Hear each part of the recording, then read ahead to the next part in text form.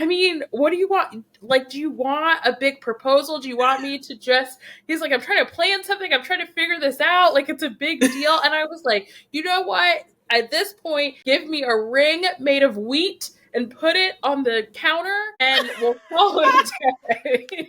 I was like, you can form a ring made of like straw and wheatgrass and put it on the counter and we'll call it a day. I'm so sick of not being engaged.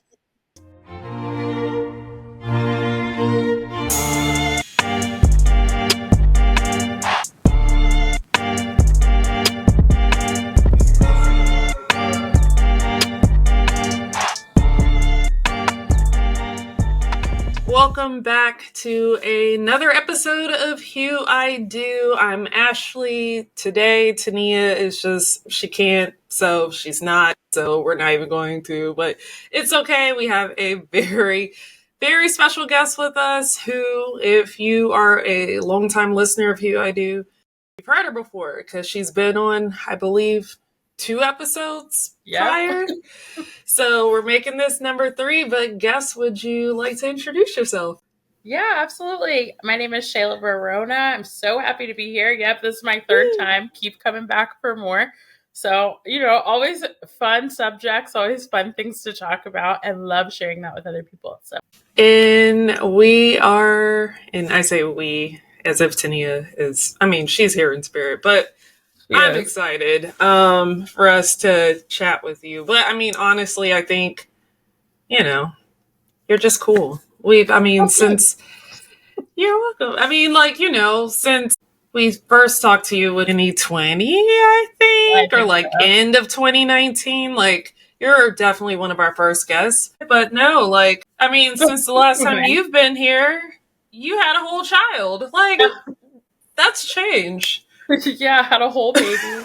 That's an event. Whole baby.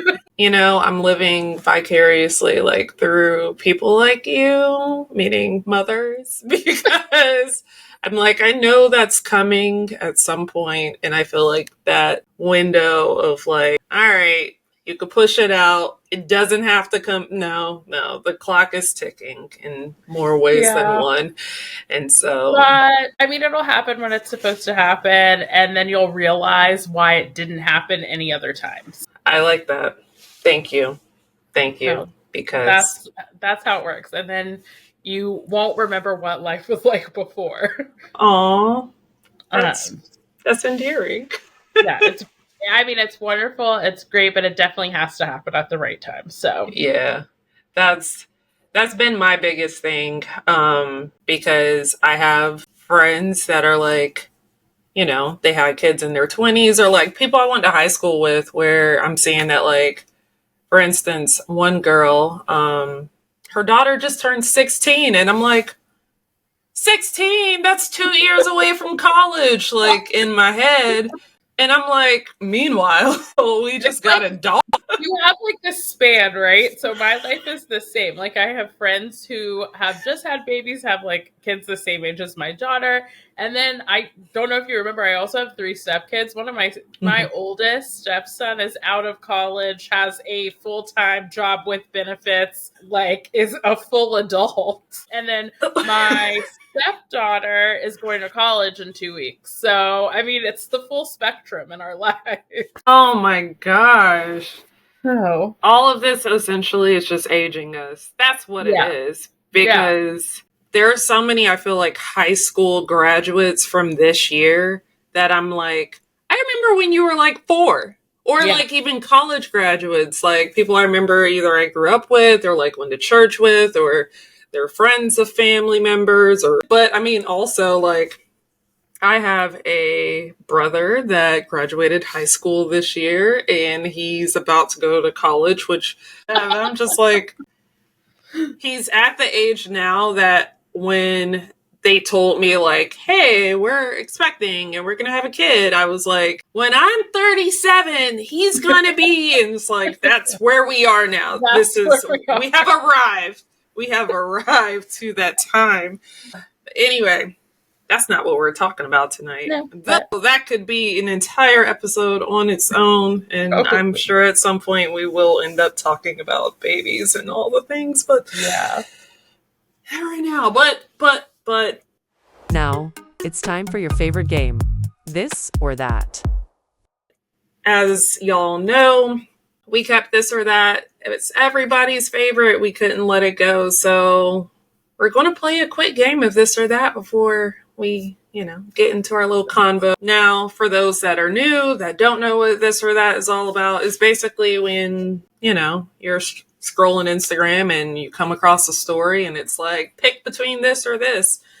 And so that's essentially what we're going to do. But you're going to go first and you're going to tell the good listeners what your reason is behind the answer. Go back to the time in which you were thinking, trying to stick kind of a little bit with the theme of the episode tonight, but think back to before you were engaged, but kind of in that time frame of we're having conversations and it's getting closer. Would you let Greg pick the ring without any input, no family input, no friend input, or would you let him just fully do whatever with the proposal? So no input on the type of proposal you want, or again, not reaching out to your friends or your family to get any suggestions on hey, well, what would Shayla want? Which of the two options would you prefer? Okay, so this one is kind of hard only because Greg doesn't do anything without my input. And it's always been that way. But I would trust him to plan a proposal. I would trust him to plan anything without involving me. Because one, I know how he is, so I know what to expect.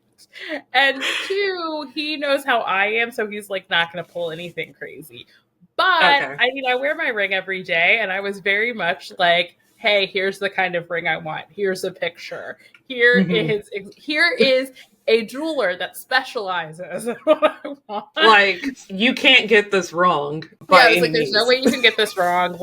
There's no way around this. This is very simple. Here is the ring that I want. There are no questions about it. But I actually, in real life, had no input on the engagement. So he did that all on his own. So that's the answer. All right. I don't know. I think I would probably want more free range over the proposal than the ring, because you gotta wear the ring. You gotta look at the ring. You gotta you gotta love the ring. You can't even just like it. You have to. Because the rings aren't cheap. I don't care which route you go. The rings are not cheap. I mean, I guess you can find a $200 ring. Sure. Even for somebody, that's not cheap. So but yeah. No, we're on the same page there because, and then also I think they need to feel it's theirs too, right? Right? Yeah. They're not wearing the ring, but they are the one making this big decision. Well, that kind of flows into what we're talking about tonight, which is really just kind of those pre-engagement kind of beforehand conversations, thoughts, feelings, all the things. Because when I think back to me before Ed and then me dating Ed, my wedding expectations, my ring expectations, my thoughts on all of this were not the same. And as it got closer, where it was one, actually dating somebody worth a damn, but two, dating somebody worth a damn that you actually want to have a life with, that, kind of made things different. Whereas before, I feel it was very much a Pinterest thing, where it's at some point, I would love this. Let me pin this, as you maybe see people you went to college with, getting married or going through different stages in life. And it's just well, I'm dating this guy for a year. Maybe it's gonna go there. And it doesn't. I was just curious, for you, when did y'all start having those conversations? First off, let's step back. Who are you married to? What's your story? The people may know. I'm just like, Greg, blah, blah, blah. And they're like, I'm guessing that's who. I'll give a little short backstory. I am married to my wonderful husband, Greg. We've been married for 5.5, not quite 5.5, 5 years or so. Like we were talking about earlier, we have a beautiful daughter, Sage, and then I have 3 awesome stepkids. So we met actually at work. I saw him, like he came down, he lived in New York where we had another office, and he came down for a project, and I thought, oh my gosh, that guy's so cute. But I was like, but he lives in New York, whatever, I'm probably never going to see him again. So I just didn't even think anything about it. And then a few months later, he accepted a promotion in our office and actually moved down. So it took kind of a long time for him to ask me out, but he finally did once he found out that I played golf. So we played golf together. If you ask him, he says he was making sure that I actually liked him and like wouldn't go to HR and be like, this person's harassing me. But I was like giving him hints, so I don't know. He doesn't take a hint very well to this day. That's hilarious. So we started dating, like we went on our first date, and then we honestly were inseparable like ever since. And we started dating, and then a year and a half later, we got married. Well, 2 years later. A year and a half later, we got engaged. That's a good time frame. I mean, we were kind of old in the marriage realm. I was 32, he was 36. So like it was, you move faster when you know better. Once you've like gone through the muck of dating, once you meet somebody like that old, is so true. Yeah, that is true.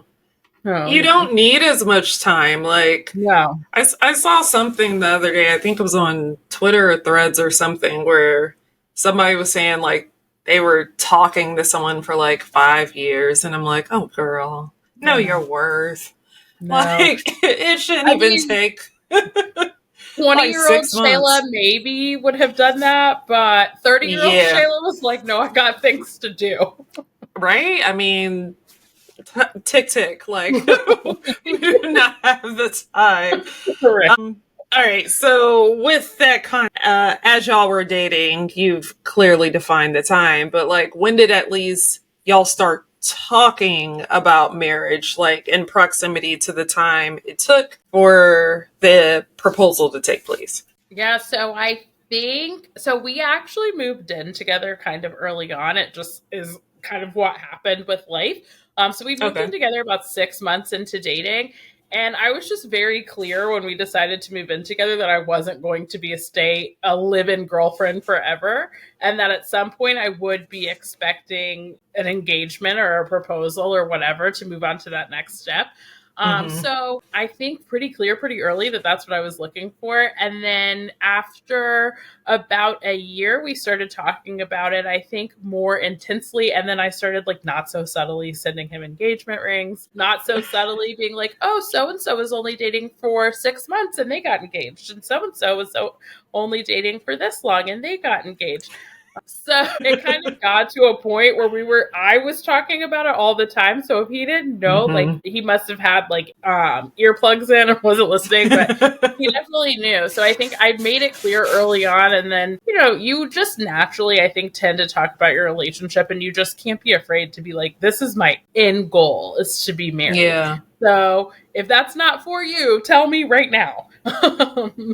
Yeah. You gotta be freaking honest and like get over the, well, what if? The what if is literally the thing that will make or break essentially what you're trying to do here, right? Exactly. Like if you're too afraid to have this conversation with the person you're supposed to be marrying, like that you want to marry, is that not the red flag? Like you've been wasting your time this whole time. Like hopefully initially everything was very straightforward about like, I'm intentional about this, whether it was like outwardly stated or not, Yeah. All the hard conversations that you have to have in marriage, like that one's actually easy compared to some of the other stuff that you have to talk about once you get married, or once finances come into play, or once you start to have babies or whatever. So that on like a scale of 1 to 10 in marital conversations is like a 2.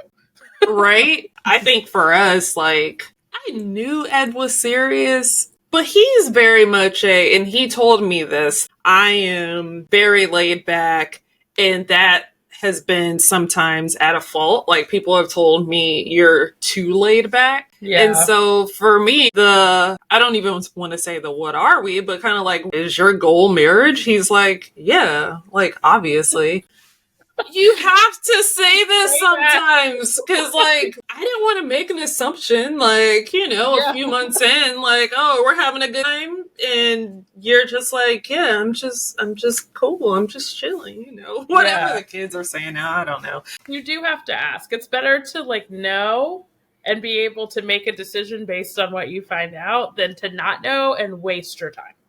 Yeah, that's the thing. Even, like, hearing the stories of the girlies that are dating or what have you, like, oh, girl.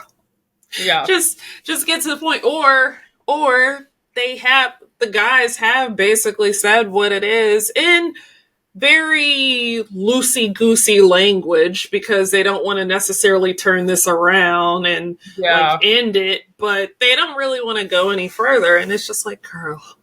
Yeah, just let it go. Not like you. Right. Like, you make enough money, you can buy your own dinner. Right. It's fine. It's not worth it. So before Greg, had you gotten to that point with anyone else before? Like, had you dated and it was like, okay, maybe this is going to head towards marriage, and then for whatever reason it just didn't? Actually, no. I was like a serial casual dater. Like, I think I did not expect that. I'm sorry. I don't think I had an expectation. I just did not expect you to say you were a serial casual dater. I really was. I had like a serious boyfriend in college when, I was like 21. Of course, I thought I was going to marry him, but we were young and stupid. Which, some people marry their college sweethearts. It just wasn't. And then after that, I was very career focused, very like, I had goals that I wanted to meet by 30, and anything that happened as like other than my career goals and like my financial goals was bonus. But I'd never like turned down a first date. I was like, okay, you want to go to drinks? Like, what's the worst thing that can happen? I'm going to get free drinks and maybe a good story to tell. Yeah. So I was really like very much a casual dater and was really focused on my goals. And then kind of before Greg, like, I had just bought my first house, and I just was like, you know what? Like, I'm at a good place. I'm super, super happy. And he came along, and I was like, oh, wait, this actually is good. I wasn't really trying to like change my serial dating ways, but he changed that for me. So. Oh, I love that. Do you feel as if, though, like, and I don't know if it's like, is it a millennial thing? Is it a Black millennial thing? Is it just like, what about, like, I was in school, I have a plan, I am going to satisfy that plan. Like, I'm going to make sure that I can hit these notes in my career. I can do the things I want to do, like whether it's savings, traveling, like buying a house, doing it.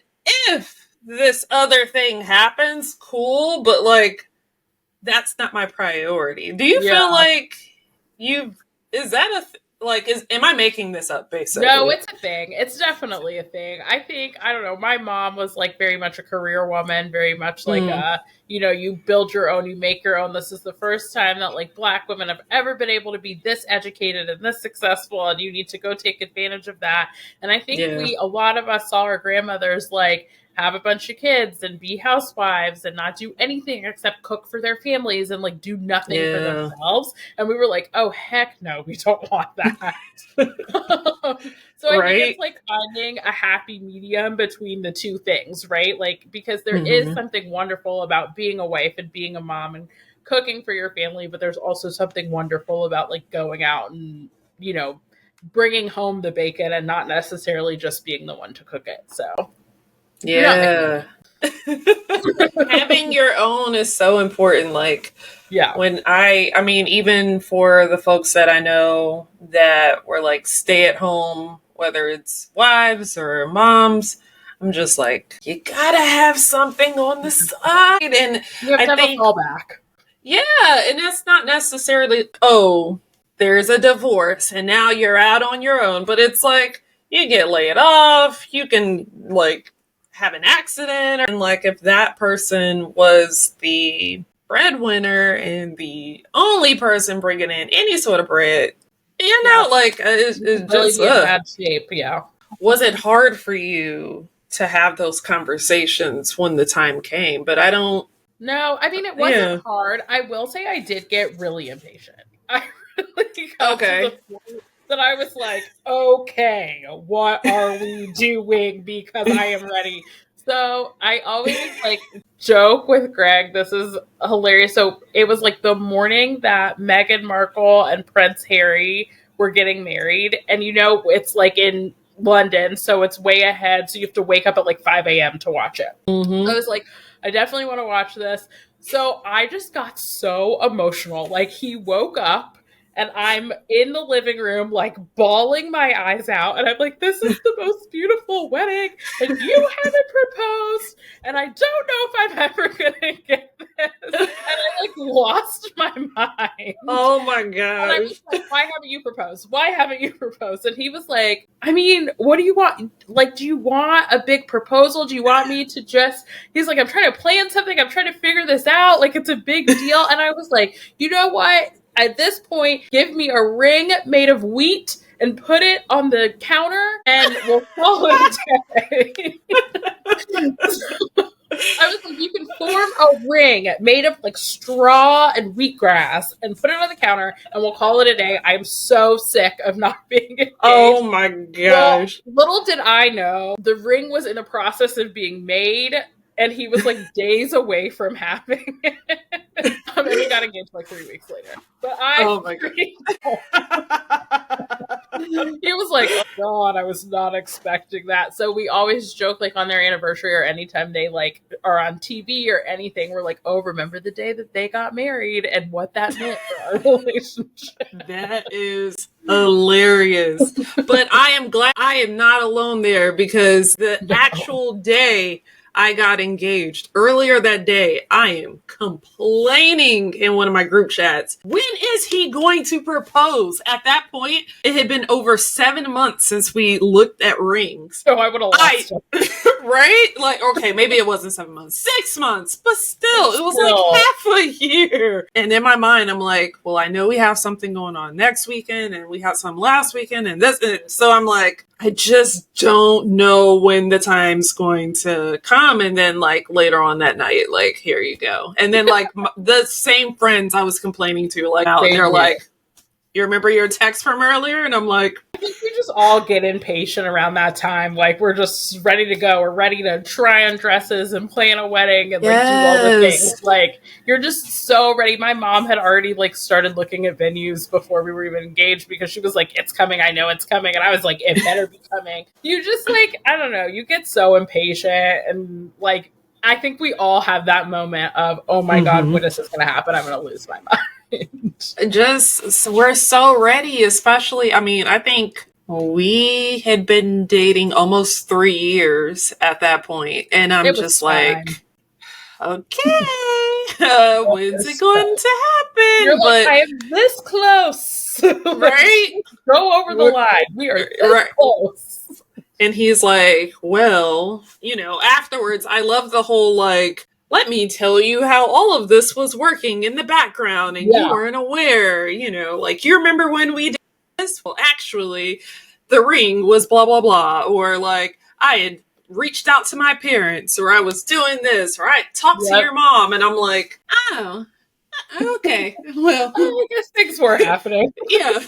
Anyway, it's fine when you have the ring and you can like go because it's like, oh, okay, well, this is all I wanted anyways. So now we can just move forward. Everything's good. Yeah. Was there like something or like a killer? I mean, it could have been a moment, it could have been moments, but as cliche as this may be, but when did you realize he was the one?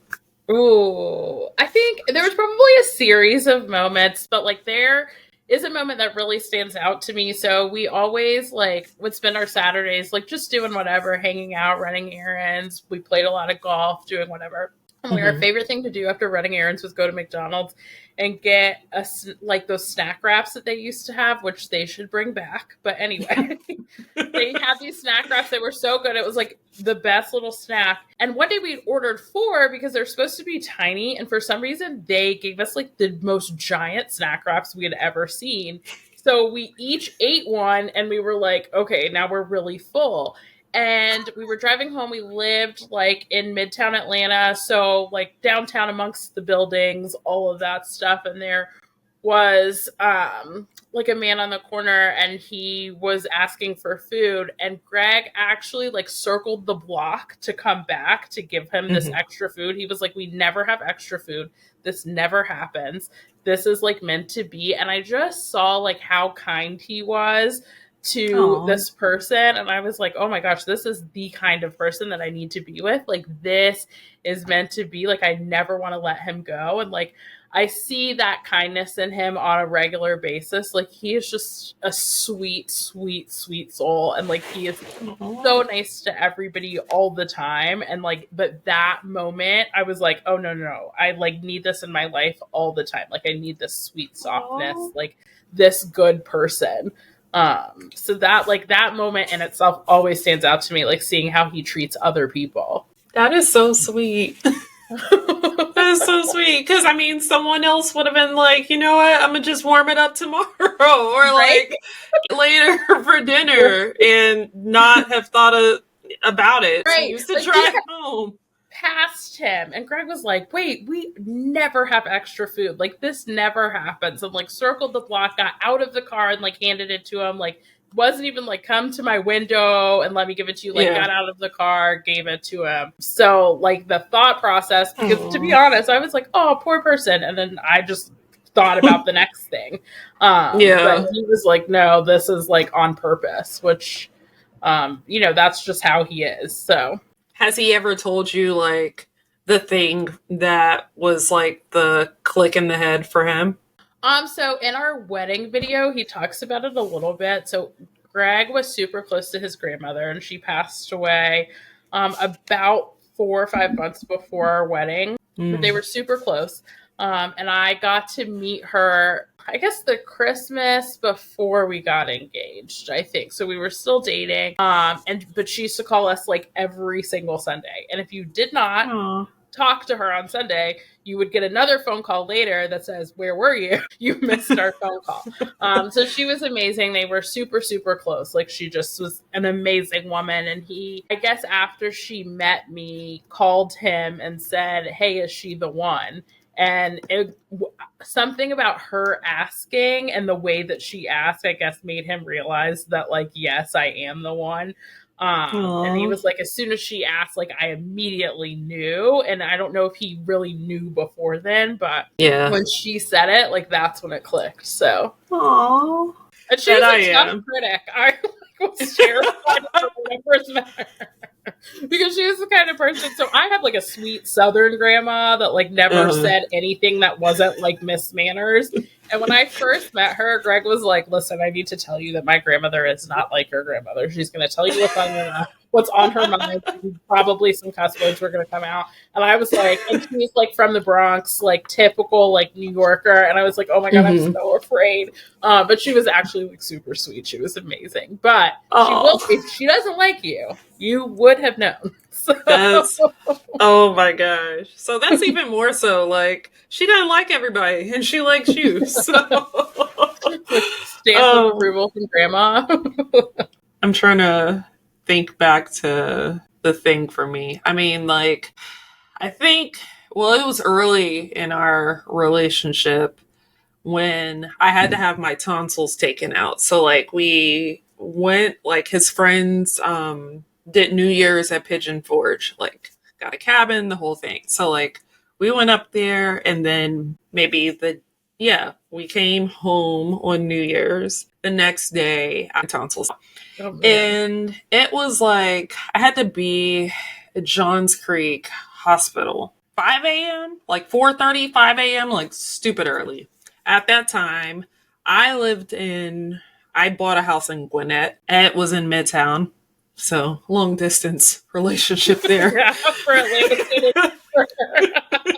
Like any 2 hours on any given day. He took off work. It met me up there with my mom, and that was actually the first time that they met. At that point, we had been dating less than half a year. So, I mean, like... that is early, yeah. I was just like, you're gonna meet my mom. But then I was like, my mom's met other folks before, so don't put a lot of weight on it. But also put a lot of weight on it, because it's still my mom. Right. It weighs a lot. But they just like hung out. They were like talking, like getting to know each other, went and got each other food. Like it was just, they were just chilling in the like however many hours, probably like 2.5 to maybe 4 hours of like, you know, being out in the recovery room and all that.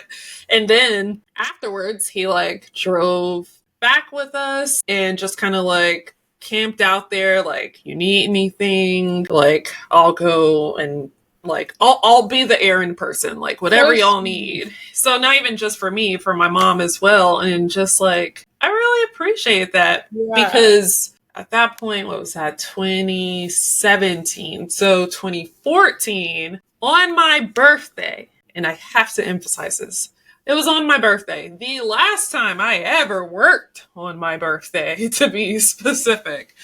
But I worked in Midtown. I was dating somebody and I was like, I want to go to Ted's. I want to go there. My mom's going to be there. Like, I want the two of you for my birthday dinner. And so, but work was really late. Like, I ended up taking like the last express bus to get home. And then I'm texting my mom. She's texting me kind of weirdly. And I'm like, are you having a stroke? What's going on?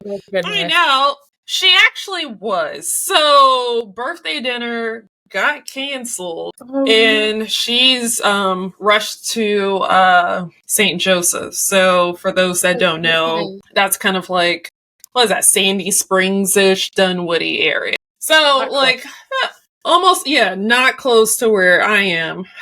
So by the time I get off the bus, it's basically, like, enough time to, like, just drive straight, figure out, like, where are they taking you, what's going on. The guy I was dating at the time he's probably 20-ish minutes, 25 from the hospital. So way closer than, like, driving to where I wanted for dinner. So I'm telling him, like, this is what's going on with my mom. They're rushing her, blah, blah, blah, blah, blah. He's like, okay, keep me posted.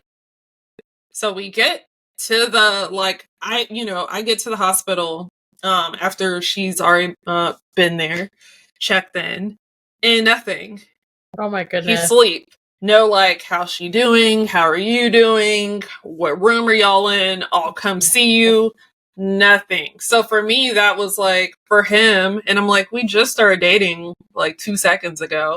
For you to take time off work, it's a tonsillectomy. It's not that big of a deal. Like, people get their tonsils, they get their tonsils taken out all the time. But for him to like take time off work, and not just that one day, I think he took off like, if not the whole week, at least like 2 or 3 more days, and was able to work remotely from up there to just kind of like help out. It was just like, what a night and day difference of someone that actually likes you. Yes. Hopefully you like jumped on like immediately. You were like, no more chances for you. I should have. We dated for like over a year after that. That truthfully should have been the sign. I do think that was the start of the downhill of our relationship. If you're listening to this and you're like, you know what? That sounds like John. You need to let John go. John is for the streets. You're right. John is a POS. And that's Except nothing less than what Ashleigh and Shayla accept in a relationship. Right. Oh my gosh. The older you get, the less afraid you are of like just being able to say what it is that you want. You already know that this person is like adding to your life more so than like, oh, you complete me. Like, no, we're already whole people beforehand. You're just like the icing on the cake of a cake that I already like. Like, I have decorated this cake. It tastes good. I have baked it. It is perfect. You are just making it a little bit better.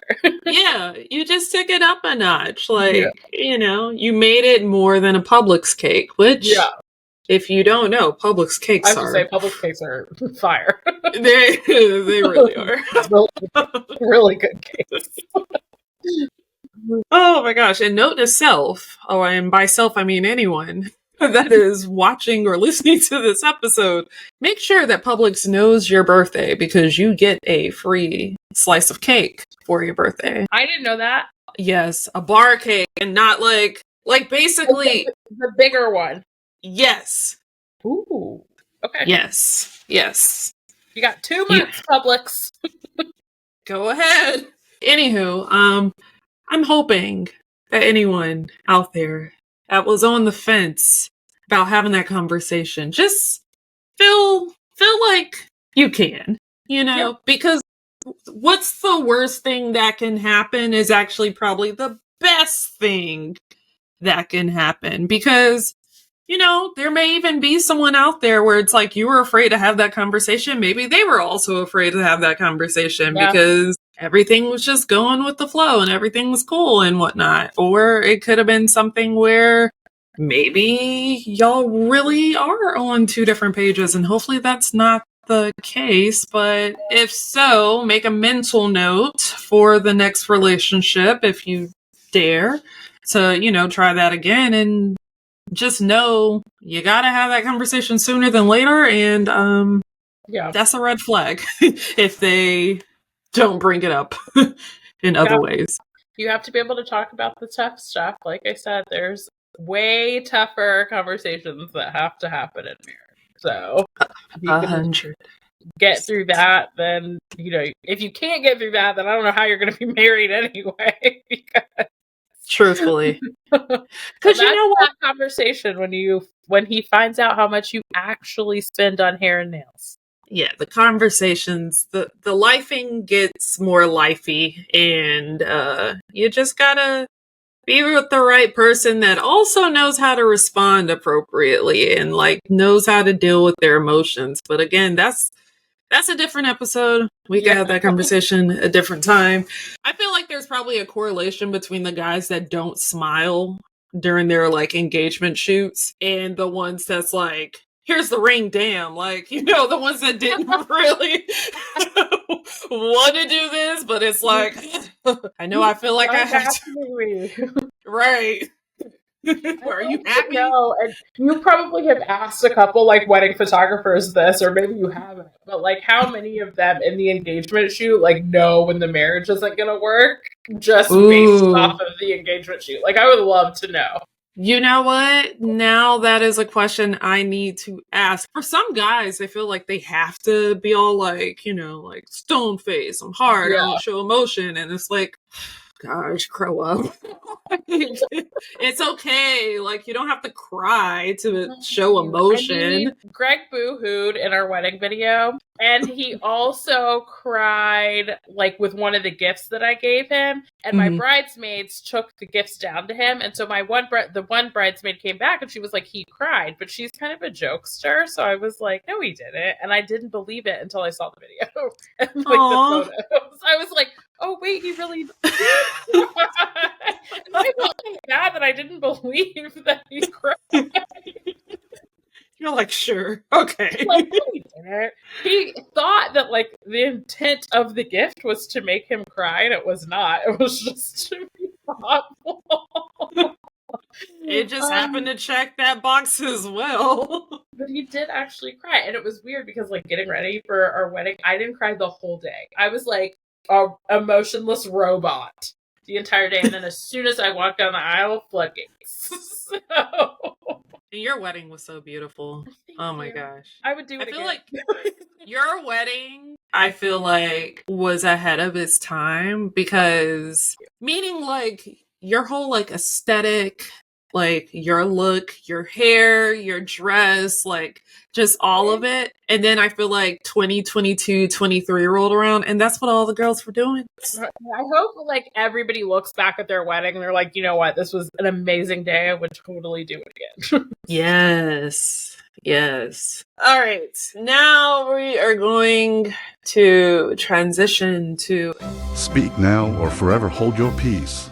this is the time where we get to get something off of our chest, whether it's, about weddings, marriage, life.